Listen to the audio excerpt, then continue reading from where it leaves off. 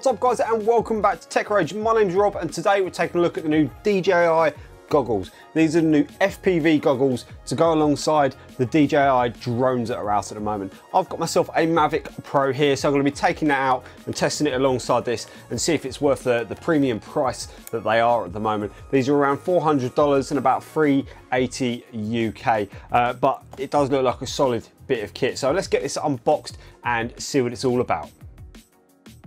Alright, so here we have it, the DJI Goggles box. Pretty much white all over, a couple of DJI logos, but other than that, it is pretty simple to get into. So straight away, you've got the goggles themselves displayed nicely on top. The actual unit feels really solid, different textures of plastic as well. It does feel really nice to hold. Also your power button on the side there. UK power plug, and obviously the strap to put around your head just to hold the unit onto your head. Just get a nice clip for your cables, a micro USB cable, and a HDMI to mini HDMI as well. And obviously your normal manuals. So all in all, you get everything you need to get going, and it's all good from there.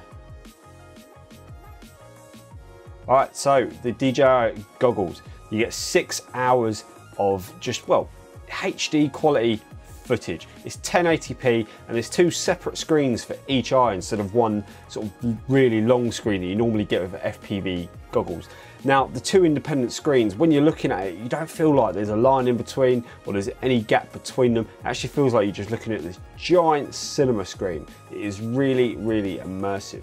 Now you can see the rubber here around the outside of the actual goggles. That's just to hold it comfortably against your face, and it really is quite comfortable. It looked pretty tacky when I first looked at it, but after using it for a little bit, it really does feel comfortable. You've got all your I/O in the side for your headphones, your HDMI, your micro SD. You know, you've got everything pretty much covered here. And on the rear, you've got a back button, a function button, a pair button, and also a little scroll wheel to adjust the pupillary distance between your eyes, obviously depending on how far apart your eyes are. Now it's actually a separate part to the whole unit, and this head strap actually contains the battery for the whole thing, so you must connect them together and then obviously flip down the goggles themselves afterwards. Now these are really, really well built. You've got nice soft padding around the outside. You've got your main connector here at the front and a little scroll wheel at the back to adjust the sort of the tightness on your head. So you loosen it up to start with, and then you tighten it up, and then it grips onto your head really nicely. So to connect the two units, just line them up and give a firm push, and you'll hear this really distinctive click to know that you've got everything connected. Make sure it is definitely, you know, connected on there. You don't want to be losing that. And then that is pretty much it. You're pretty much good to go, ready to switch this on for the first time. So overall, the design is really nice. It does look like a premium product. Let's face it, you're gonna look like a pillock standing there, you know, wherever you are. Yeah, it is really a nice product. On the side, you've got your battery indicator letting you know how much charge you've got, and obviously the charging cable goes directly into the strap itself. So like I said, line up the goggles with your head, pull down the strap, loosen it a bit, tighten it back up, and then just give it a little bit of a wiggle, and you're pretty much good to go. You've got controls on the side where you can swipe or double swipe to bring up certain menus like the head tracking or anything like that. But other than that, you know, it really is pretty simple, and it's step by step. It runs you through everything step by step when you first start to use it, and then all you got to do is flip the goggles up to see what you're doing.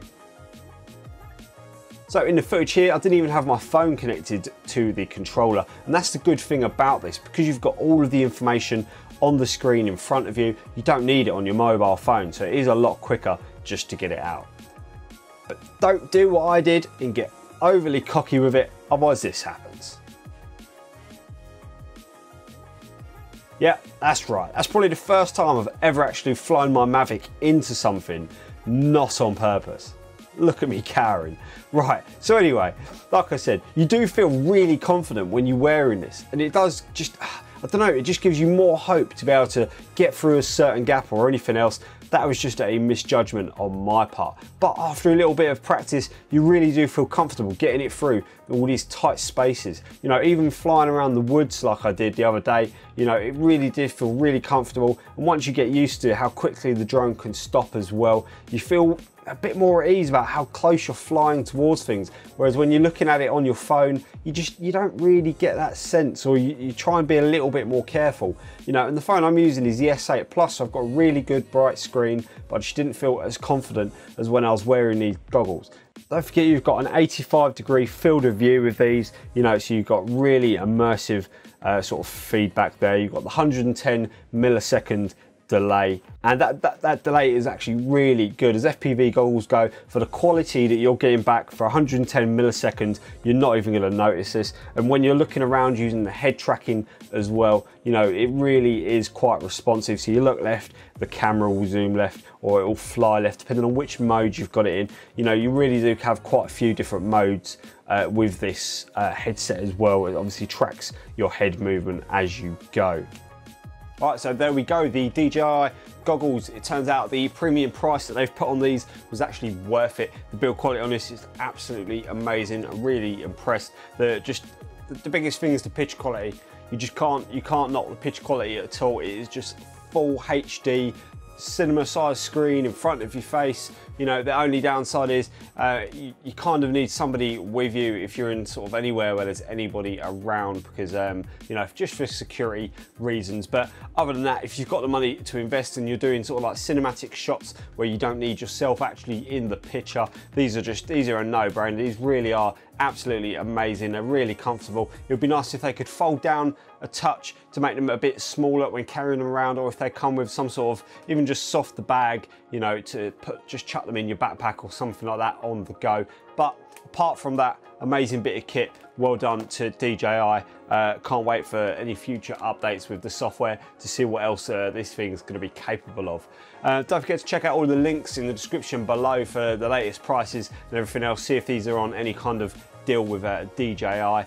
And don't forget to like and subscribe to TechRage, and I will see you guys on the next one.